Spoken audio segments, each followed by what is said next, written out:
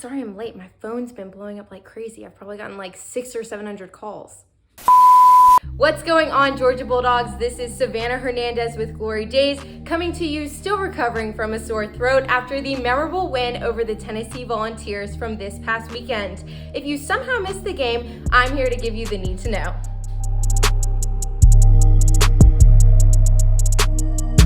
The Dogs dominated the entire game, not allowing the Vols to score a touchdown until the end of the fourth quarter.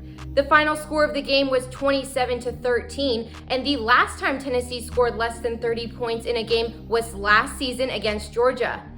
For 11 straight games, the Vols scored more than 30 points, but they were no match for our Dogs.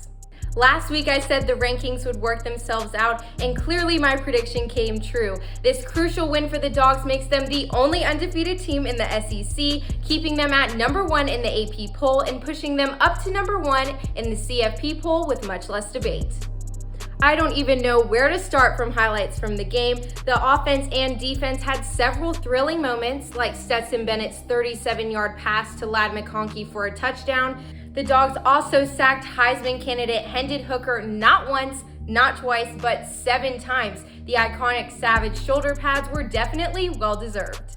We can't forget Stetson Bennett's 13-yard rushing touchdown on an 80-yard drive that only took a minute and 30 seconds.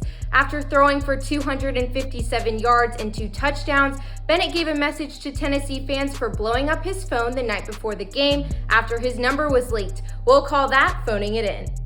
Tennessee quarterback Hooker launched a deep ball intended for Cedric Tillman, but Kelee Ringo was right there with him the entire time, blocking Tillman and intercepting Hooker's throw in the end zone. Sanford Stadium was electric for the entire game, even when it started pouring down rain. Coach Kirby Smart asked fans to show up and show out, and we sure did. The Vols had 5 false start penalties in the SEC showdown, with standout Tennessee wide receiver Jalin Hyatt commenting, "Sometimes we could not hear the snap or the play call from Hendon Hooker. I give credit to the fans. That would probably be the biggest thing that got us today." Saturday set the record for the loudest game in Sanford Stadium history at 132.6 decibels. So if you were at the game, go ahead and give yourself a pat on the back. This week, the Dogs travel to Mississippi State to take on the wannabe Bulldogs. Kickoff will be at 7 p.m. in Starkville on ESPN. Even though Nolan Smith couldn't show off on the field Saturday, he was still rooting for the Dogs from the sideline.